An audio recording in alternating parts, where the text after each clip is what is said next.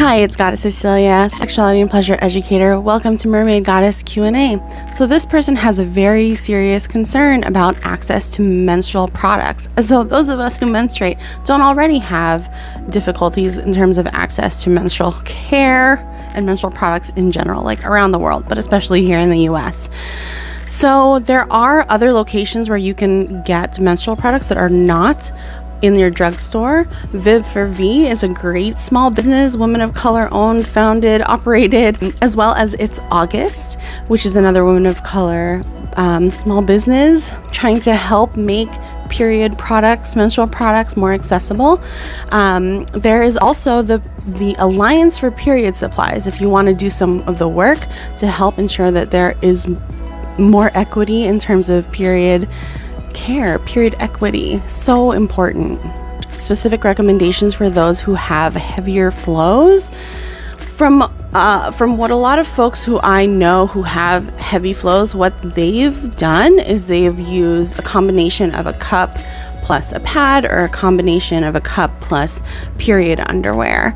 The thing with period cups is that there's a lot of trial and error. You kind of have to find one that fits your specific body, and even some of them are made with different amounts of silicone, so some will be a little more stiff, some will be a little more flexible, and you kind of have to find the one that is going to fit your body and your needs and your flow, and also really learn what works best in terms of inserting and taking it out and cleaning it. So not the easiest answer, not the best answer, but that's what we have currently available to those with a heavy flow. Hi, it's GoddessCecilia, sexuality and pleasure educator, and welcome to Mermaid Goddess Q&A. Oh my gosh, there's so much to deconstruct from this question.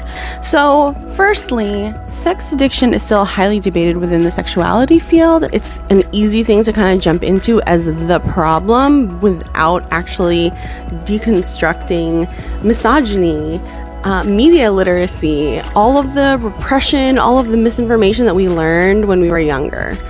So there's that.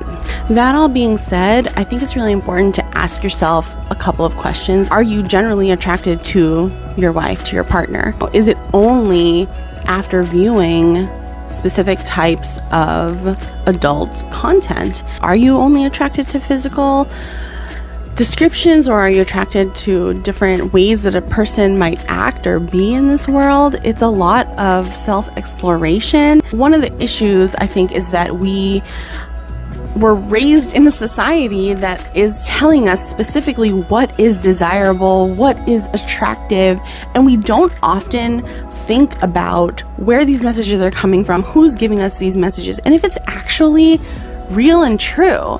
Because it's very possible that the majority of us are not dating people or in relationships with people who look like the people who are in porn. Those folks are crafting a very specific image of themselves, and kudos to them, that's their job, right? If this is something that is accessible to you, I think it is something that might be worth exploring with a sex therapist or a sex coach, because they'll be able to really delve deep into your own personal history and help you kind of get to the place where you would like to be.